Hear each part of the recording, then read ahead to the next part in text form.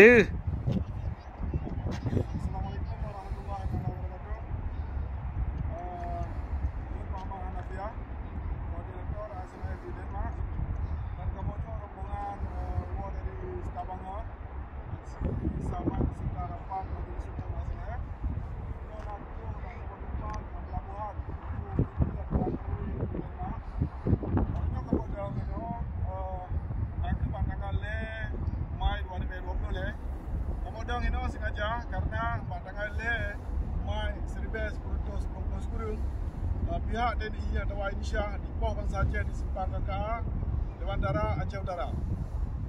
Yo sengaja kita nyodong ini nak ke tujuan hanalid yang pun untuk dapat ingat Kemandung Bangsa Aceh yang bawa saji B2 uro-uro pelenggarahan di Poh Bangsa Aceh khususnya Pak Mai nak ke tragedi Simpang KKA dan menansi tragedi PT Bumi Flora, Arakundo, Lemong Gedung, Kantor KMPI, Jambu Kepuk dan Cucian Natura dan hal lainnya. Dan kamu adanya Aceh Sumatera National Liberation Front ASNF menuntut pihak Indonesia untuk selesa perkara pelanggaran HAM dan menuntut pihak Indonesia untuk lebih daripada Aceh dan mengharap kepada pihak internasional PBB untuk mengadili pelanggaran HAM seluruh yang ada di Aceh beserta yang ada di Papua beserta yang ada di Maluku. Aceh merdeka! Aceh merdeka!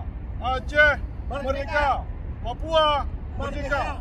Maluku merdeka! Free Aceh! Free Papua! Free Maluku! Terima kasih. Assalamualaikum warahmatullahi wabarakatuh.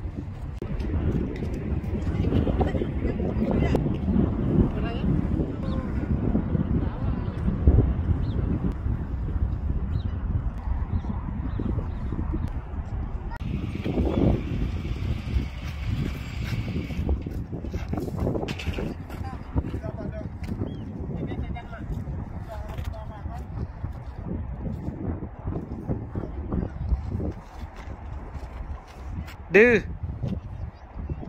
Assalamualaikum warahmatullahi wabarakatuh. Ini Muhammad Hanafiah, Koordinator ASNAF di Denmark, dan kemudian rombongan luar dari Stavanger bersama serta rapat Majelis Umum ASNAF. Kita nak berjumpa dengan pelabuhan untuk di Denmark. Maknanya kemudian nanti pandangan Mai 2020 kemudian ini sengaja karena pandangan Mai 1990 pihak DNI atau Indonesia di Poh Bangsa Aceh di Simpang KKA di Bandara Aceh Utara. Yo sengaja kita nyodong ini nak ke tujuan hanalid yang pun untuk dapat ingat Kemandung Bangsa Aceh yang bawa saji B2 uro-uro pelenggarahan di Poh Bangsa Aceh khususnya Pak Mai nak ke tragedi Simpang KKA dan menansi tragedi PT Bumi Flora, Arakundo, Lemong Gedung, Kantor KMPI, Jambu Kepuk dan Cucian Natura dan hal lainnya. Dan kamu adanya Aceh Sumatera National Liberation Front ASNF menuntut pihak Indonesia untuk selesa perkara pelanggaran HAM dan menuntut pihak Indonesia untuk lebih daripada Aceh dan mengharap kepada pihak internasional PBB untuk mengadili pelanggaran HAM seluruh yang ada di Aceh beserta yang ada di Papua beserta yang ada di Maluku. Aceh merdeka! Aceh merdeka! Aceh merdeka! Papua merdeka! Maluku merdeka! Free Aceh! Free Papua! Free Maluku! Terima kasih. Assalamualaikum warahmatullahi wabarakatuh.